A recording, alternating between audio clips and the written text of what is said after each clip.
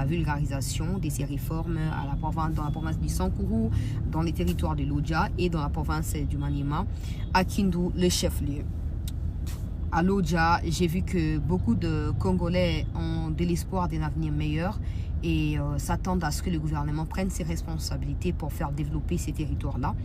Un territoire reculé pour les moments, mais avec beaucoup d'espoir. Vous sentez quand même la dynamique qu'il y a là-bas, le dynamisme populaire, etc. Il ne manque que la construction de l'aéroport qui est en cours. Moi, je n'ai pas vu les travaux s'effectuer pendant que j'étais là. Peut-être parce que je n'ai pas prêté attention particulière. Mais j'ai entendu dans les bouches des différents abonnés des CityNews que j'ai croisés là-bas que les travaux ont été stoppés.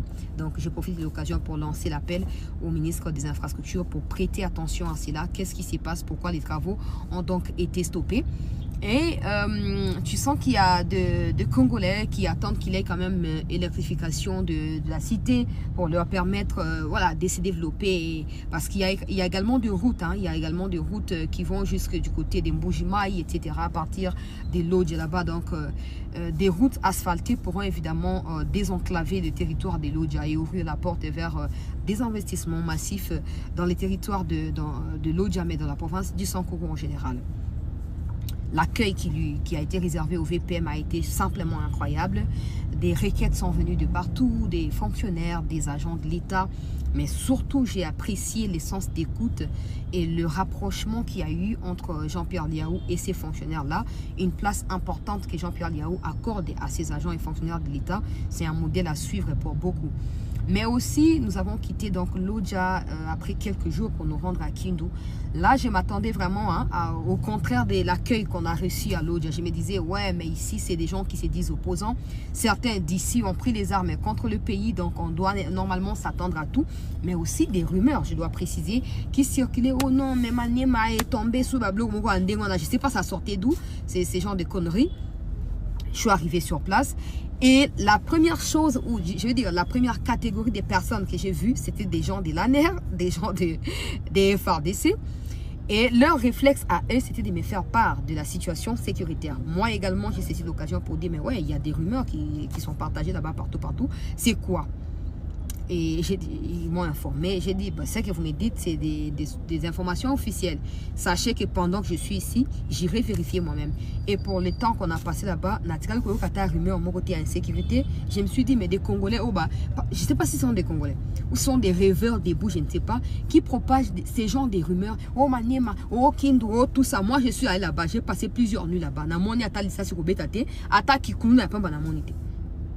Que je revienne à ce que je disais.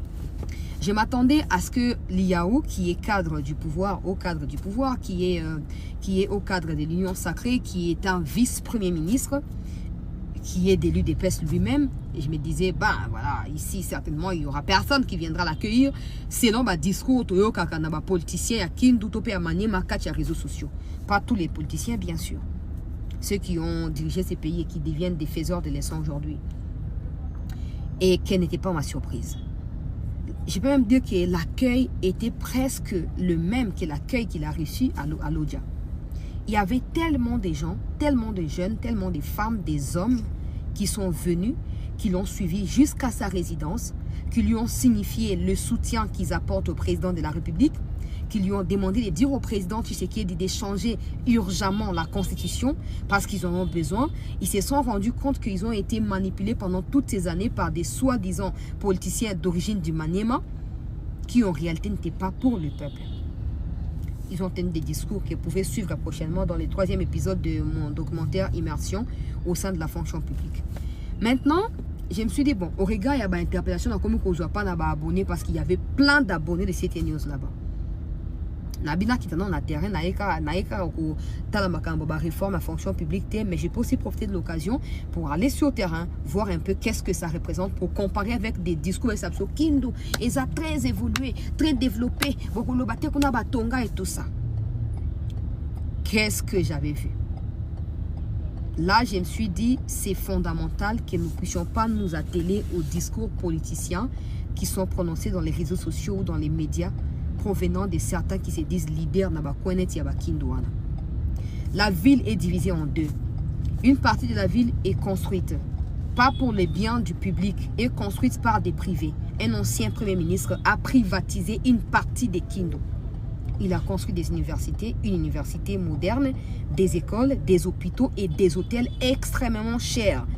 En tout cas, parlant des provinces, bien sûr, il y a des hôtels qui coûtent $200 la nuit, 150, $100 le moins cher. C'est pour des privés, hein, je précise. Il y a de l'eau, une bouteille d'eau qui coûte 4000 francs congolais, qui coûte 500 francs ici à Kinshasa, c'est 4000 francs là-bas. Il n'y avait pas que ça. Là, j'étais vraiment allé voir qu'est-ce que ça représente, c'est qu'on entend parler. Ancien premier ministre, Salabo. Maintenant, dans le qu'est-ce qu'on a? Une autre partie, il y a ville où est mais c'était catastrophique. Banda Koyaba, hangar, Banda Koyetongam Nakatiaba Mabulu. Par exemple, la route qui doit mener des centres-villes à l'université publique de Yakindu n'est pas construite. Même les étudiants sont venus, ils ont déposé un mémorandum et pas l'IAO, Paul Yaou, à transmettre et pas ministre et infrastructure. Pour pas qu'il y ait bandila. Bah étudiants, bah au mesa délabré, bah sengi fachi, ah bon c'est bango, on a profité pour lancer message à Ambalamoko. Les bus même pour les corps académiques, montal Yaou n'enga tcheli bah fonctionnaire à l'état bah bus. Là-bas il y en a pas. Pour les étudiants ou pour les corps académiques, il n'y en a pas. Et sur qui bah explication, il y a bah enseignants. J'ai interviewé un enseignant parce que là où l'IAO a réuni des fonctionnaires du régime général et régime particulier, donc des civils et des militaires, c'était dans l'amphithéâtre et à l'université publique à Kindouane. Dans cette